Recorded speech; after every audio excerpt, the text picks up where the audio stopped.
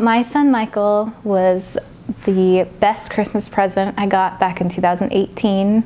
He was born on December 1st, and we were so excited to have a little baby to snuggle at Christmas time. And then as he grew and started to be in that toddler stage, we noticed he was very aggressive and would get angry a lot and frustrated, and also not speaking a lot. He spoke a little bit. He could say mom and dad and a few basic words, but that was about it. I was starting to get a little bit concerned, and so at his 2-year well check, I took him in and mentioned to the doctor that I was concerned about his hearing, and then they checked his hearing, and I'll never forget sitting in that room and they told me, oh, well, he's failed his hearing test. And that was really hard to hear, and I wasn't really sure what to think. So then she asked me to come to her office where she had a sound booth where she could test his hearing a little bit more thoroughly, and he failed it again. And so by this point, I started to kind of come to terms with the fact that my son has hearing loss. This is really happening. We were put in touch with the parent-infant program, and Cassie called me, and right the first time I spoke to her over the phone, I felt like she was going to be my savior. And I was so grateful for her, because she just was so kind and so encouraging. And she came over and she spoke to us and brought us so much peace and comfort that we were going to be okay, that Michael wasn't going to fall behind, that he was going to catch right up, and that he would be able to fit right in with other kids and be totally great. When Michael was first referred, he was over the age of 2, which we know that critical language window is 0 to 3. He was showing a pretty sufficient delay. Michael was in language and development and communication.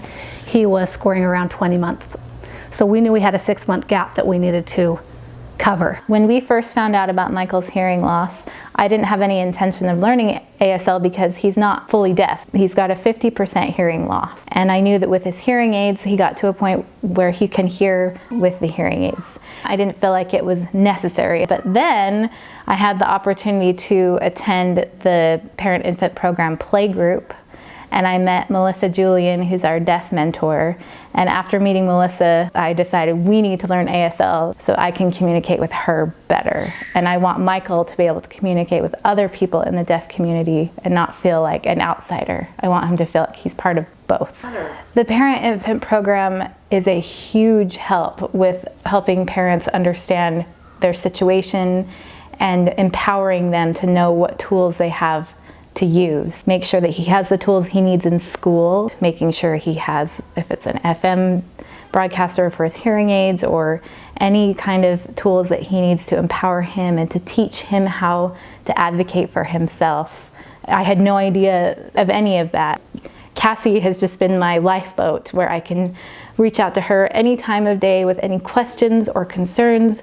She's my advocate to be able to help Michael. There was even a situation where we had a speech pathologist. I wasn't feeling like she was really connecting with Michael, but I was afraid to change it because I didn't want to hurt anybody's feelings. And Cassie assured me, if you feel like it's not working, you just tell them and they'll send a new one. It's not a big deal. And so we got a new one, and she's great. And she's so great with Michael, gets down on the floor with him and just has a blast. And I am just so glad that Cassie empowered me to not be afraid to speak up and say, hey, this isn't working, we need to do something else.